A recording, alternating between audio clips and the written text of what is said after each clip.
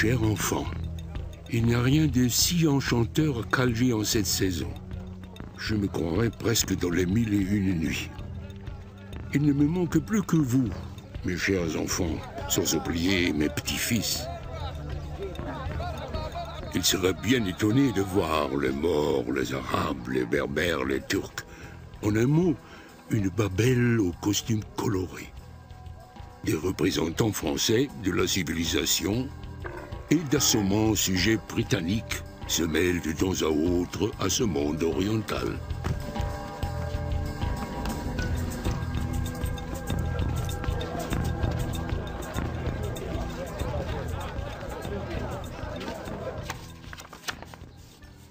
Tandis que j'écris ces lignes, ma chère enfant, mon cœur s'envole vers vous, mes filles, et vers les petits qui me manquent terriblement.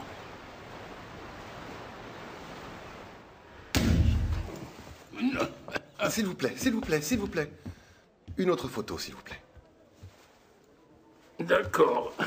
Que ne ferait-on pas pour sa famille? Allez, un petit sourire, s'il vous plaît. Je sais pas, moi. Pensez à vos enfants.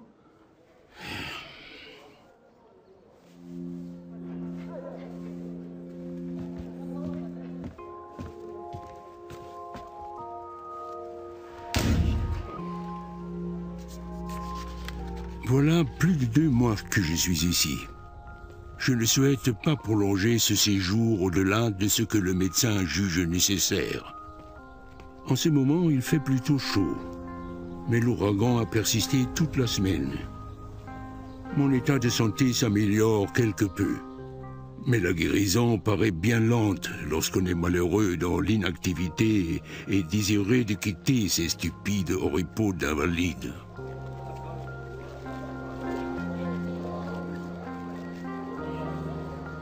La seule chose dont j'ai besoin désormais, c'est de repos. J'espère être bientôt en meilleur état. J'ai accepté de me faire photographier pour vous. Non sans avoir sacrifié ma tignasse sur l'autel d'un barbier algérien. La barbe aussi? Oui, non, coupe tout. Sa crinière de prophète nous est à tous familière. Penseur universel, guide ou épouvantail, il est tout cela à la fois. Mais qui connaît vraiment l'homme derrière le mythe? Bonjour. L'homme pétri de contradictions que j'ai connu. Il reste de la place ici. Cet esprit profondément novateur, cet éternel sceptique qui disait de lui-même « Je ne suis pas marxiste ». Vraiment, vous voulez, monsieur, sacrifier votre barbe? Oui, la barbe aussi. J'aime les sacrifices. Allez. Un cabochard égoïste qui aimait l'humanité. Le héros d'un avenir meilleur. Cette promesse pour laquelle il a tant donné et tant souffert. Mon père, Karl Marx.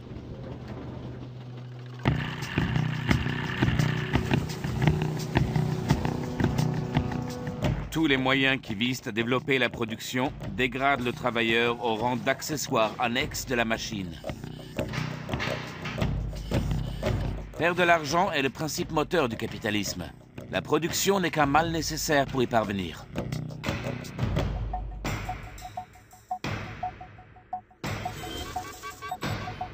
Toutes les nations capitalistes sont prises périodiquement du vertige de vouloir faire de l'argent sans l'intermédiaire du processus de production.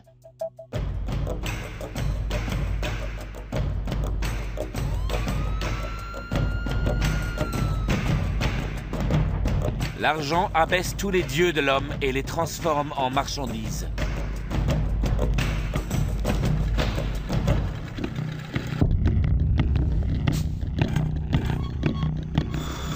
Les idées dominantes d'une époque n'ont jamais été que les idées de la classe dominante.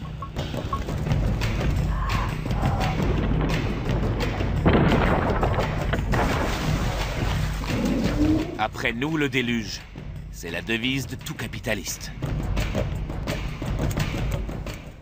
Pour moi, c'est parfait. Un homme sans barbe, c'est pas un homme. Vous avez peut-être raison. Je ne veux effrayer personne. Et voilà.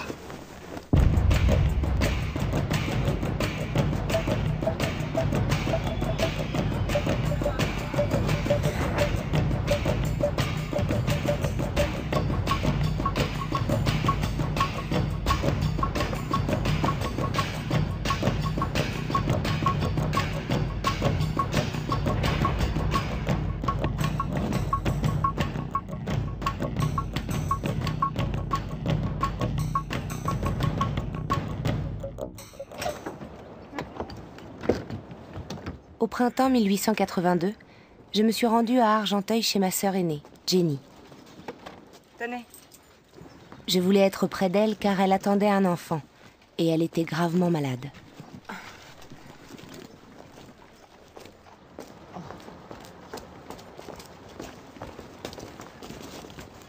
Madame ? Madame ? J'ai une lettre pour Madame Marx Longuet. Oui, il s'agit de ma sœur. Oui. Elle vient tout droit de l'Algérie française. Merci. De rien. Nous connaissions Len Chen depuis toujours. Notre fidèle gouvernante était venue de Londres pour aider Jenny.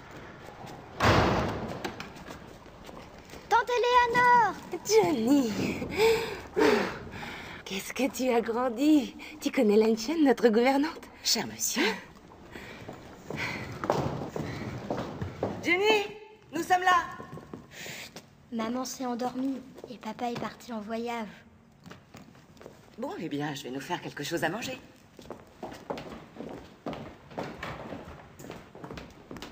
Jenny,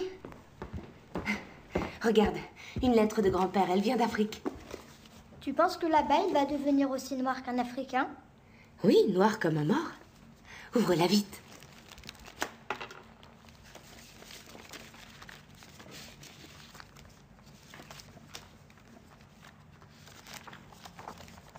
La photo est signée Amatref Adveni, de la part de Old Nick. Qui est Old Nick? Mais tu sais, c'est un spectre. Le diable. Il s'appelle comme ça pour rire. On dirait un peu Dieu, le père, avec sa grande barbe. Regarde, Len Chen. On dirait plutôt un prophète. C'est quoi un prophète? Les prophètes, ce sont des gens très malins qui sont capables de prédire l'avenir.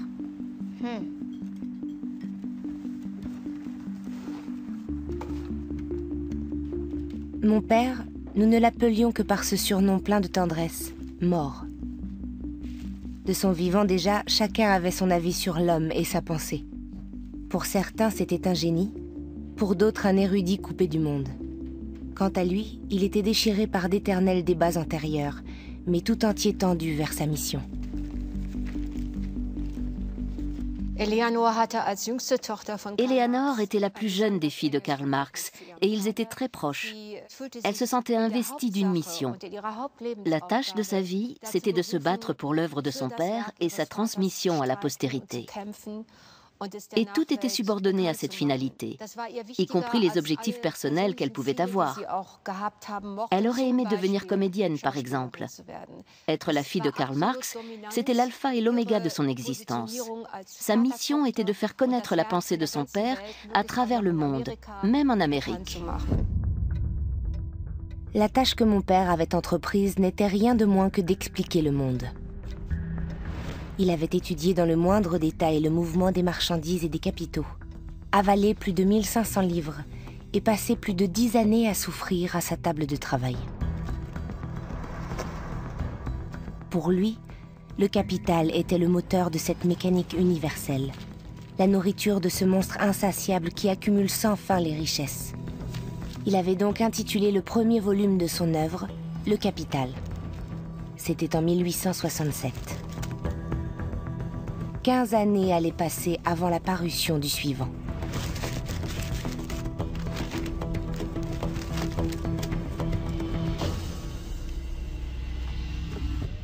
Mon cher Mort souffrait de longue date de problèmes respiratoires. On lui avait conseillé le climat d'Alger pour se soigner. Le temps pressait. Il devait achever l'œuvre de sa vie. Toussez un peu, s'il vous plaît. Merci.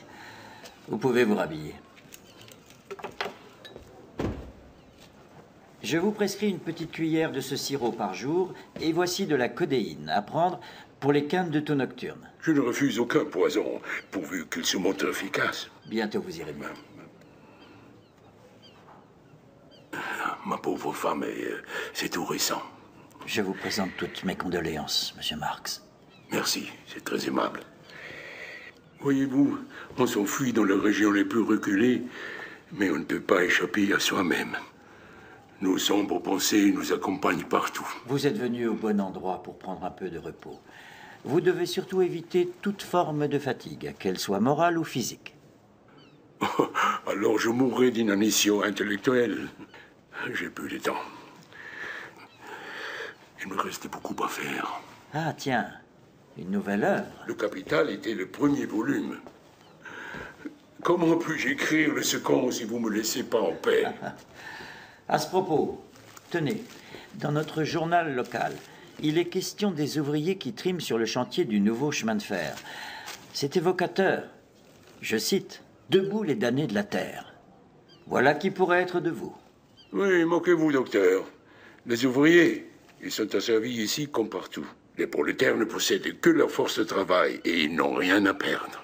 Et un jour, ils se libéreront de leur chaîne. Bien, mais quant à moi, monsieur Marx, je vous libère de tout travail, quel qu'il soit. Le repos. C'est le devoir de tout bon bourgeois, je sais. Mais le corps médical m'autorise encore à écrire des lettres, Certes, non? mais il vous interdit le cigare. Merci pour votre peine, docteur. Je vous en prie. Au fait, monsieur le révolutionnaire, j'envoie la note à monsieur Engels à Londres comme d'habitude? Oui, bien évidemment. Bien.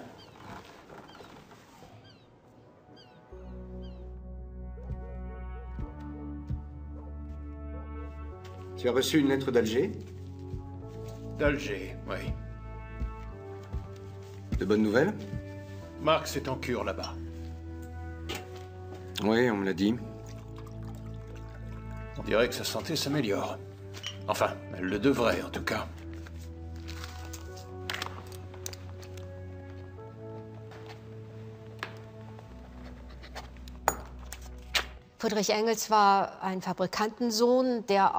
Friedrich Engels était le fils d'un industriel qui avait lui-même longtemps dirigé des usines en Angleterre. Mais parallèlement, il était très lié à Karl Marx et sa famille, et surtout à l'œuvre de son ami. Et donc, il ne pouvait pas supporter l'idée que Marx succombe à cette maladie des bronches avant d'avoir achevé la majeure partie de son œuvre. J'aime bien ça. Un spectre hante l'Europe. Le spectre du communisme. Oui. Depuis leur rencontre dans leurs jeunes années, Friedrich Engels avait foi en mon père. Il le considérait comme le maître à penser du mouvement ouvrier naissant, le déchiffreur de l'histoire, plus précisément de l'histoire de la lutte des classes. Tous deux prédisaient aux maîtres des usines et du capital que l'exploitation des travailleurs les mènerait un jour à leur perte. C'est absolument indispensable. Les prolétaires n'ont rien à perdre que leur chaîne. Et j'ajoute, ils ont le monde à gagner. Père, Oui, quoi donc? Je crois que maman... Enfin, Lenchen. Ses finances sont à sec et elle est obligée de vivre à crédit. Tiens, regarde. Le vieux mort s'est fait tirer le portrait. Oui. Alors, une épreuve, vous verrez que j'ai fait contre mauvaise fortune bon cœur. Mes amitiés à tous, ton vieux mort. Oui. Excuse-moi, Frédéric.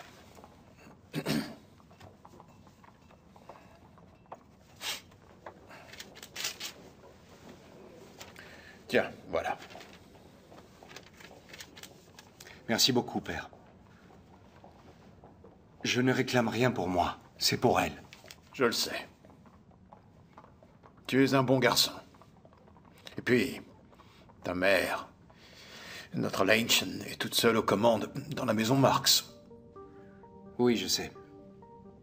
Elle est même partie en France. Elle doit attendre son retour là-bas.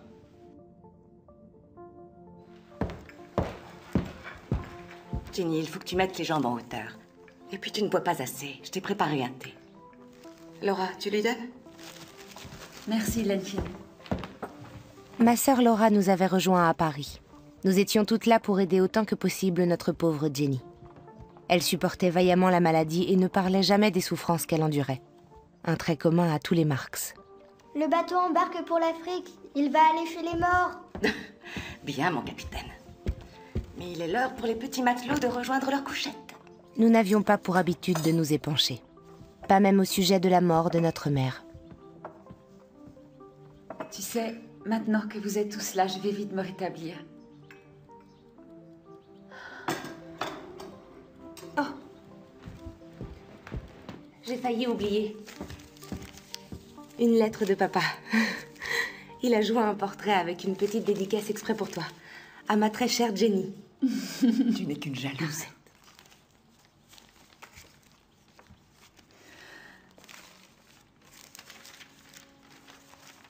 En tout cas, il a le sourire. Fais voir. Oui, si on peut appeler ça comme ça. Lis-nous la lettre, Toussi. Chère Jenny, je mentirais si je refusais d'admettre que mes pensées sont principalement occupées par le souvenir de cette femme. Par ces années qui furent les plus belles de ma vie. Je n'oublierai jamais la façon dont il a rassemblé ses forces pour aller au chevet de maman. On aurait dit 2 tourtereaux. Mais je crois qu'il lui a été très difficile de la voir ainsi dépérir. Il faut que je dorme. J'avais espéré un rapprochement avec mes sœurs. J'aurais voulu qu'au retour de notre père, nous puissions lui offrir un soutien. Nous toutes, pas seulement moi.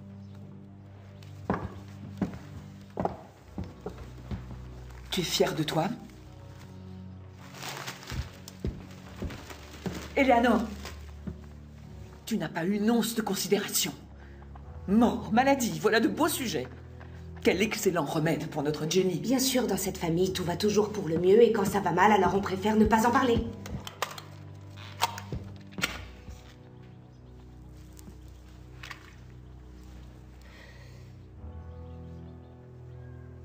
Eleanor, l'enfant modèle.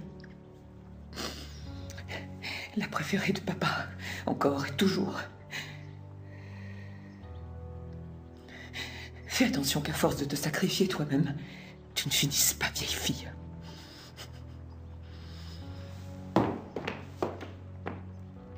Quand est-ce que grand-père va venir? Bientôt, Jenny. Bientôt. Sur le chemin du retour entre Alger et Paris, mon père n'a pu s'empêcher de faire un crochet par Monte-Carlo et son célèbre casino.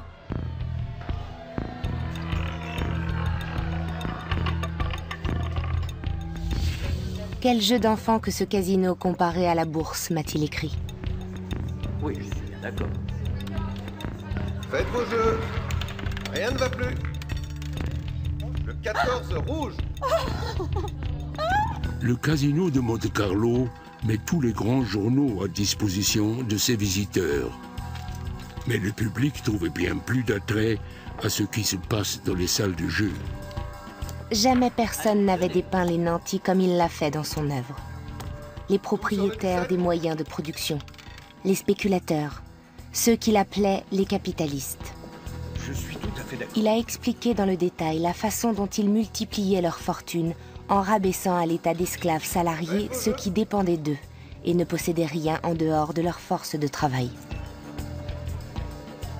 Et ces exploiteurs, les capitalistes, mon père les décrit comme des joueurs insatiables qui n'ont d'autre choix que de continuer à miser pour rester dans la partie. Mais il analysait cela sans aucune animosité, de façon scientifique, car il n'avait rien contre les hommes en eux-mêmes. Ici, une jeune Russe gagne 100 francs et se voit ensuite délestée de 6000 francs.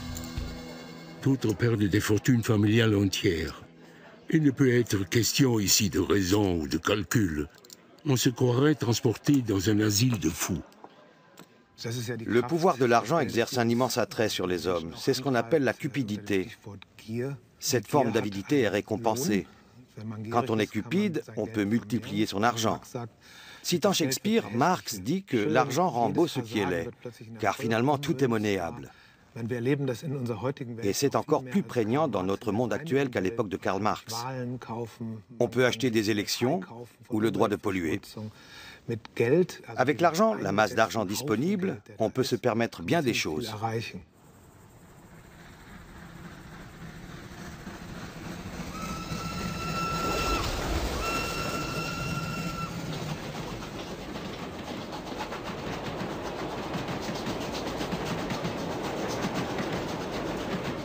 Mon père était un réprouvé, un exilé, un vagabond politique, la cible d'espions et de persécuteurs. Son seul point d'ancrage dans le monde, c'était nous, sa famille. Police! Ouvrez cette porte! Toute sa vie, il a été un proscrit. Il est passé d'un exil à un autre. Et où qu'il ait trouvé refuge, il a vécu sous la menace d'une possible arrestation.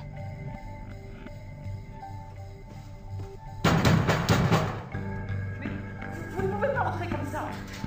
Que signifie cette intrusion? Monsieur Marx, voilà pour vous. 2 hommes dans chaque pièce, et on embarque tout. À vos ordres! Mes papiers? Laissez-nous travailler, s'il vous plaît. Mes papiers sont parfaitement en ordre, vous le savez Ça très reste à bien. voir. Et pour plus de sécurité, je vais vous demander de m'accompagner à la préfecture et sans faire d'histoire. Allez, monsieur. C'est la Prusse qui vous envoie. Nos papiers sont parfaitement en règle. Arrêtez! Vous faites peur à nos enfants! Ne vous inquiétez pas. Je reviendrai très bientôt. Allez, venez, s'il vous plaît. Tout ira bien. Je t'aime.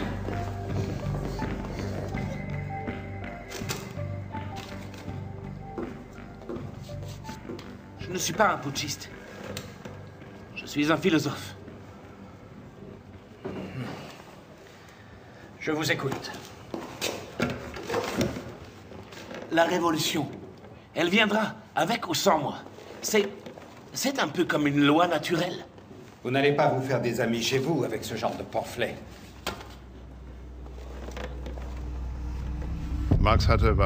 Pour l'Allemagne, Marx avait en tête un grand soulèvement national, une révolution qui lancerait un processus d'unification de la nation, qui créerait en même temps les conditions d'une vie politique démocratique et contiendrait en germe une future révolution socialiste. Le prochain train pour Paris, départ dans 15 minutes du quai numéro 1. Notre cher mort est enfin arrivé.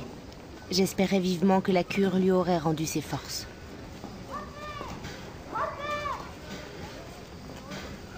Oh, ma petite Johnny. Oh. Toi, mon grand, tu m'as rudement manqué. Ils t'ont coupé la barbe en Afrique, grand-père? Oui, il faut bien faire quelques sacrifices. Oui, Laura, mon cacadou. Quelle douce tu as. Oui, oui, elle a raison. Attends, je prends ça. Non, laisse. Porteur! Et alors, où est ta maman?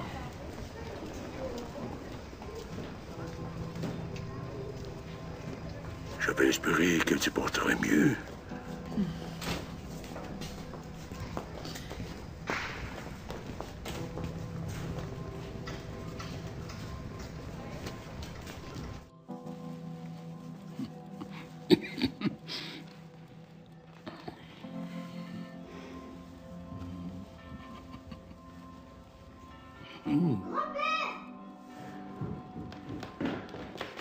Grand-père, tu viens jouer avec moi?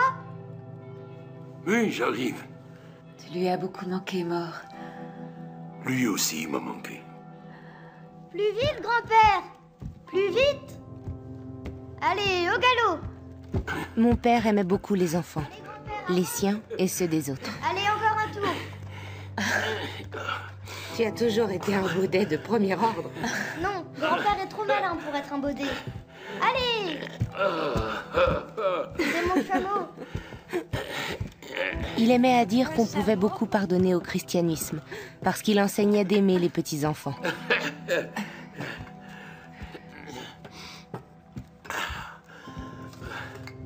Il est vraiment plein de vie. Il est très éveillé et intelligent.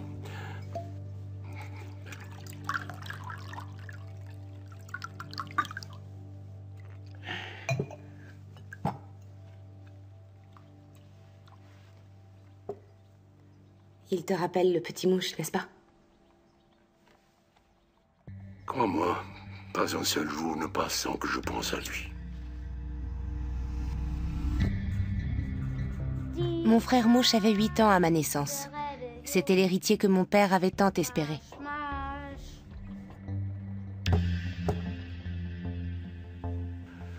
Mouche.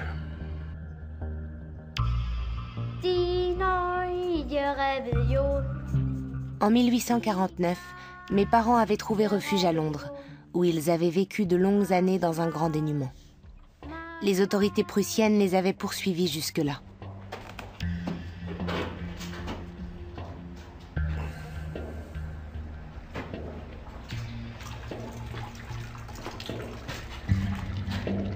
Où puis-je trouver Monsieur Marx? On connaît pas, désolé.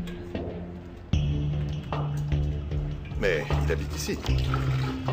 J'en sais rien.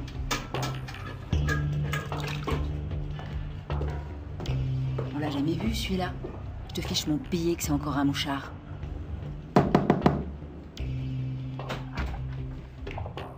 Il habite ici, Monsieur Marx? Non.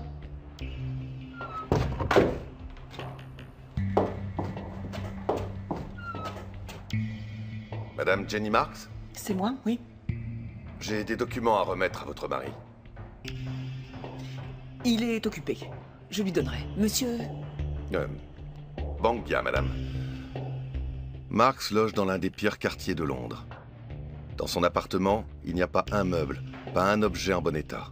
Tout est cassé, déchiré ou en lambeaux. Le plus grand désordre règne dans la pièce. Manuscrits, livres, journaux, tasses de thé ébréchées, couverts sales, chandeliers, encriers, verres, et ainsi de suite.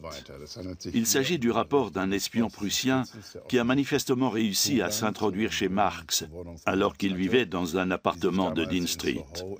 Le quartier de Soho était alors l'un des pires taudis de Londres. Marx vivait avec sa famille et leur gouvernante Hélène Demuth, Lenchen, dans un 2 pièces très exigu, dans des conditions sanitaires difficiles.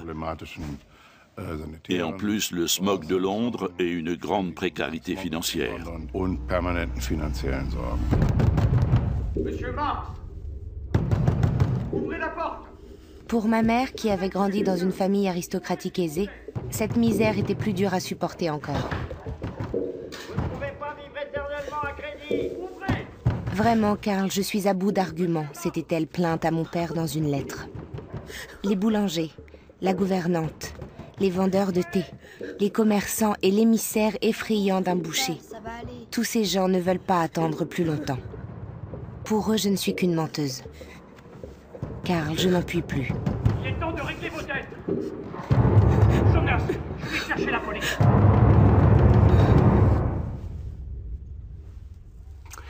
Les agents de recouvrement ne nous laissaient jamais tranquilles. Mais le petit mouche savait le recevoir, du haut de ses ciseaux. Mon père est pas là, compris? Allez-vous-en, y a personne. Allez, partez! Ouvrez! Je vous demande d'ouvrir! Retournez chez vous! Allez-vous-en, partez! Ils nous envoient des enfants maintenant! On veut pas de vous ici! Ouvrez! Le choléra passait de maison en maison comme un infâme meurtrier. Sans cette misère, il ne serait peut-être jamais tombé malade. Sacré Dieu, nous n'avions pas choisi ce trou à rats de petits bourgeois dans le quartier de Soho. Nous étions des bannis, des fugitifs. Et pour finir, ce sont les plus faibles qui paient. Oui.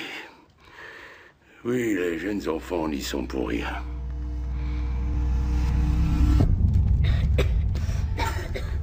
Lenchen, va chercher le docteur.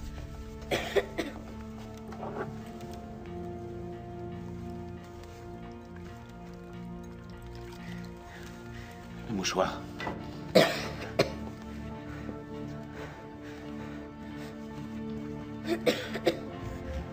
Viens, mon petit.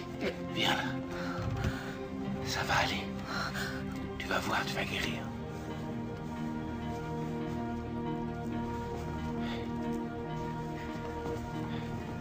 Oh, mes chéris.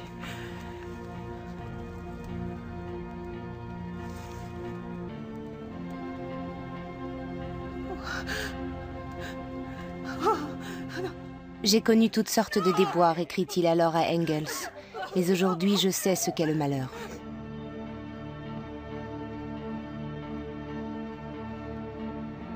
Je crois que mon père a ressenti ce coup du sort comme un échec personnel. Il s'en est attribué la responsabilité et ne s'en est jamais remis. Lui qui visait les étoiles, il s'est retrouvé sur le sol nu et froid de la réalité.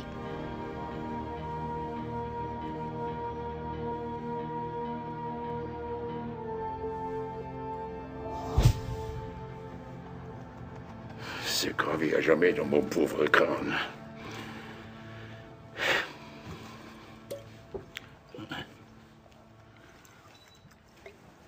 Ce combat, tu lui as sacrifié ta vie. Tu lui as consacré tout ton temps, toutes tes forces. Tout cela pour sortir l'humanité de la misère. Je ne sais pas si l'humanité le mérite.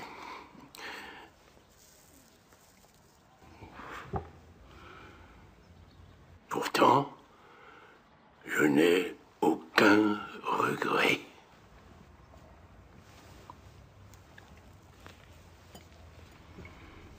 Non, mon père n'était pas homme à se résigner. Il allait toujours jusqu'au bout.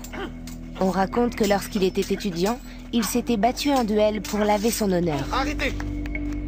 Pour gagner, il vaut mieux ne pas lâcher son arme. Messieurs, attention, à mon signal, croisez le fer. L'un de ses camarades de l'époque avait composé sur lui un poème. Il ne marche pas, il saute sur ses talons et laisse éclater sa colère, comme s'il voulait arracher la voûte céleste et la jeter à terre. Arrêtez!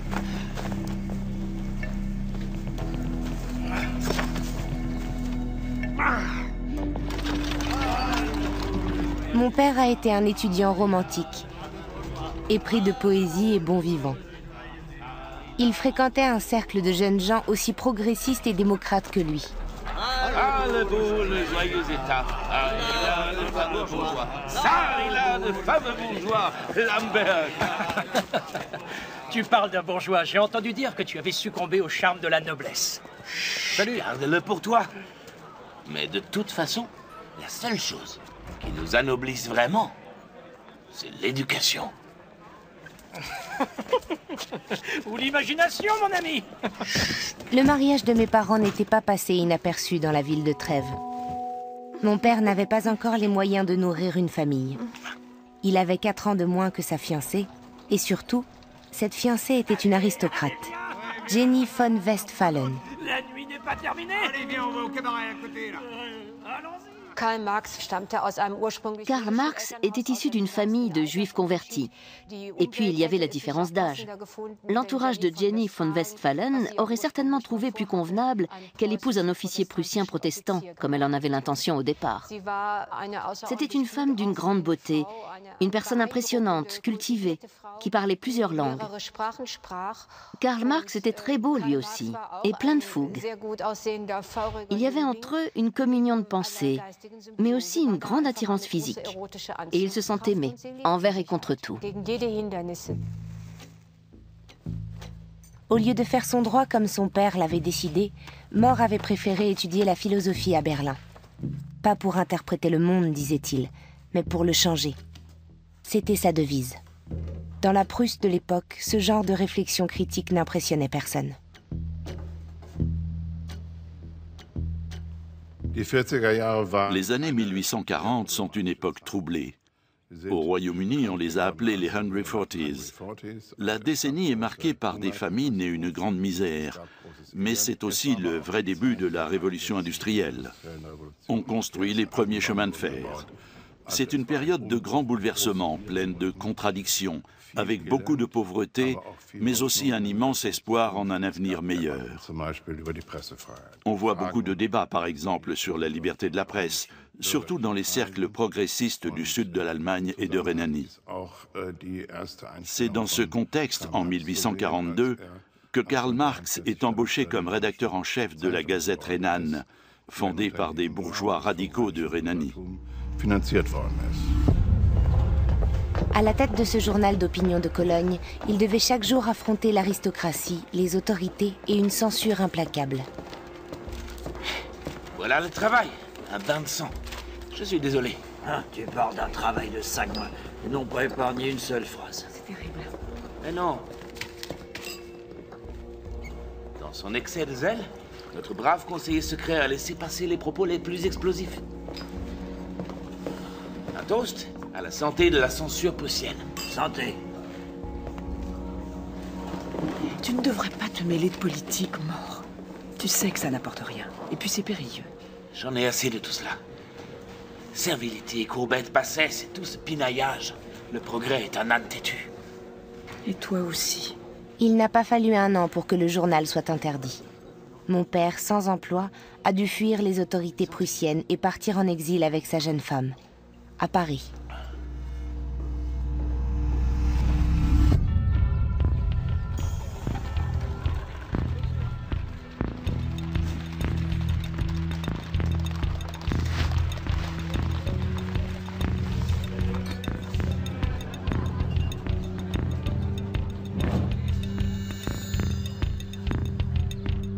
Pour Marx, Paris était un lieu de liberté d'esprit où il pouvait écrire, il parlait le français, où il pouvait s'exprimer, où il était moins soumis à la censure qu'en Allemagne et où il avait le sentiment qu'il pouvait travailler librement.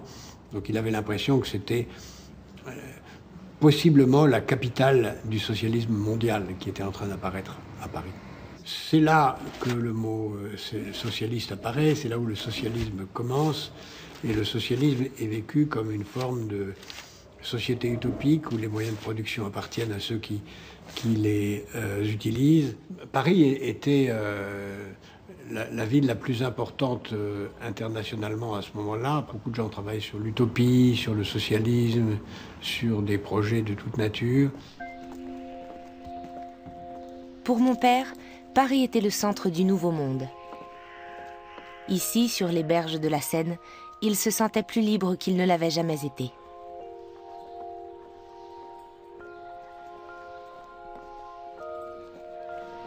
C'est là qu'il a fait la connaissance des premiers communistes. À l'époque, c'était une secte politique radicale parmi d'autres. Et c'est là qu'est née l'amitié indéfectible entre 2 hommes très différents. Pas du tout son problème. Merci beaucoup. Que veux-tu, c'est comme ça. Mais enfin, tout de même. Bonjour, monsieur. Monsieur Marx est ici? Certainement, suivez-moi. D'accord. Le monsieur à la barbe qui joue au billard. Docteur Marx? Engels. Lui-même. Nous nous sommes déjà croisés, du moins brièvement. Ah oui, c'est vrai, dans une brasserie de Berlin, je me souviens. En la personne de Friedrich Engels, le général comme nous l'avons toujours appelé, mon père a su immédiatement qu'il avait trouvé un compagnon à sa mesure. C'est un plaisir. Garçon, 2 cognacs, s'il vous plaît. C'est au mois d'août 1844. Engels vient à Paris, il est l'héritier d'une grande famille industrielle de Wuppertal. Et ils se rencontrent et il y a vraiment une sorte de coup de foudre intellectuel entre eux. Et ils vont passer 15 jours, 3 semaines à parler, à boire beaucoup, à échanger des idées. Et c'est vraiment une sorte de rencontre définitive entre un intellectuel pur et quelqu'un qui connaît la réalité ouvrière puisqu'il est patron d'une entreprise, donc il a été à l'intérieur de l'usine, il sait comment ça fonctionne. Marx ne connaît pas la réalité industrielle. Marx n'a pas été ni un ouvrier, ni vécu dans une usine, donc il ne le connaît que de façon abstraite. Et c'est ça que lui apporte Engels. Quand une société fait périr des centaines de prolétaires avant l'âge, quand elle les prive par milliers des biens les plus élémentaires, il s'agit pour moi d'un meurtre avéré. Un meurtre social. On ne peut pas se défendre, car le meurtrier est invisible. Les enfants eux-mêmes sont prisonniers de ce mécanisme infernal. Quand on trime 12 heures par jour à l'usine depuis tout petit, quand on n'a jamais fréquenté les bancs de l'école, quand on n'a jamais eu que l'atelier pour seul horizon, comment s'étonner qu'à 30 ans, on soit devenu une brute indifférente? Personne ne s'en soucie. Qu'un enfant de plus ou de moins tourne mal, ça n'empêche pas les bons bourgeois de dormir. Pas même les plus bigots. Comme mon vieux, qui va pourtant 2 fois par jour à l'église. Oui, et tout en faisant la fortune du patron, les ouvriers forgent de leurs mains les chaînes qui les emprisonnent. Ils payent eux-mêmes le prix de leur propre exploitation. Exact. Il faut creuser cette idée, mon cher Engels. Oui, je vais vous montrer mon livre. À mes yeux, cette célèbre amitié entre Marx et Engels est une symbiose. Ils forment les 2 parties d'un tout. Engels, c'est la plume rapide, l'administrateur, le capitaliste. Tout ce qu'il sait, il l'a appris dans le monde réel.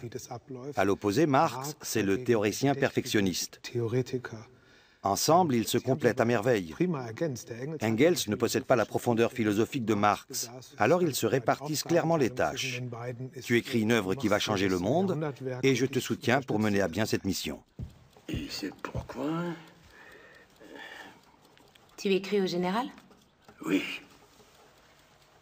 Et de quoi lui parles-tu? D'argent. De son argent. C'est juste.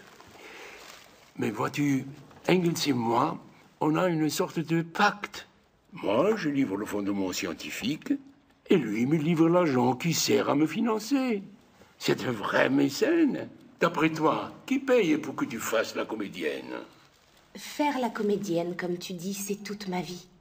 Mais tu sais écrire. Prends Shakespeare. S'il était resté le comédien, d'ailleurs pas très doué, on l'aurait complètement oublié.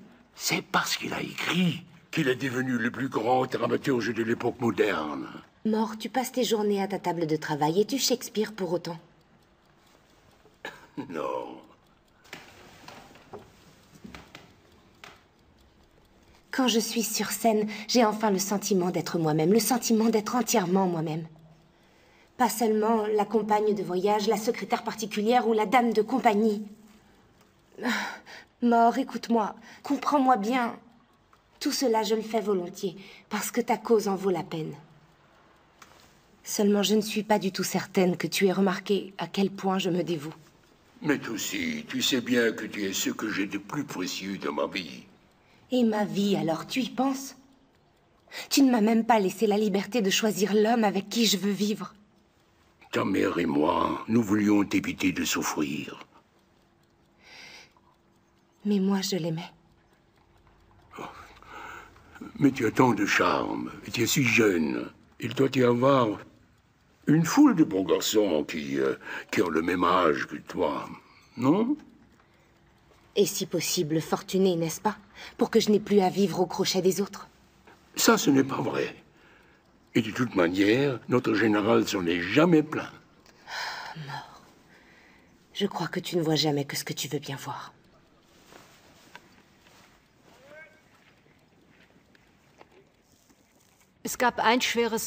Il y a eu une brouille entre Marx et Engels en 1863, lorsque la compagne de Engels, Mary Burns, est morte subitement à 40 ans.